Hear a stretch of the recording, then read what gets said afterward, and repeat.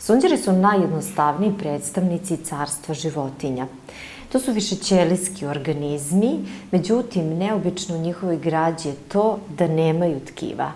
To su organizmi koji žive u vodenoj sredini. Postoje i morski i slatkovodni sunđeri. Pričvršćeni su za podlogu. Takvi organizmi zovu se sesilni organizmi. Njihovo telo je neobično građeno iz dva sloja ćelija između kojih se nalazi pihtijasta masa. U unutrašnjosti vide se ćelije sa bičem i ogrlicom. Njihov zadatak je da hvataju hranu, a spoljašnji sloj ćelija su manje više pločaste ćelije.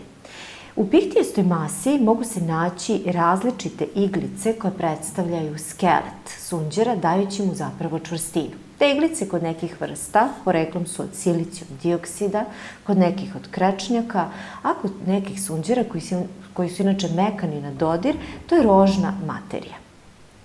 Sunđeri sve vreme filtriraju vodu. Voda donosi kiseonik i recimo hranjive čestice. Ona ulazi kroz bočne otvore na telu, zatim ispunjava centralnu šupljinu. Za to vreme sunđeri hvataju svojim ćelijama koje imaju bič i ogrlicu čestice hrane i unose je u sebe. Voda sa nepotrebnim materijama izlazi kroz centralni otvor.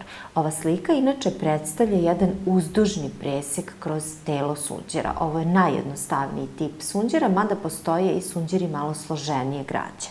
Svaka ćelija diše za sebe i svaka ćelija ima kontraktilnu vakuolu. Po tome su sunđeri slični praživotinjama. Što se varenja hrane tiče, kada zgrabe čestice sa hranom, vare ih u hranjivim vakuolama. Sunđeri se razmnožavaju i polno i bespolno. Polno obrazovanjem polnih ćelija, ali je mnogo interesantniji bespolan oblik razmnožavanja. To može da bude pupljenje, a može da bude i delovima tela. Dovoljno da iseckamo sunđer i da ga bacimo u vodu i svakog komadića može da izraste novi organizam. Često se dešava da novonastale jedinke ostanu zajedno, fizički blizu ili povezane, formirajući kolonije.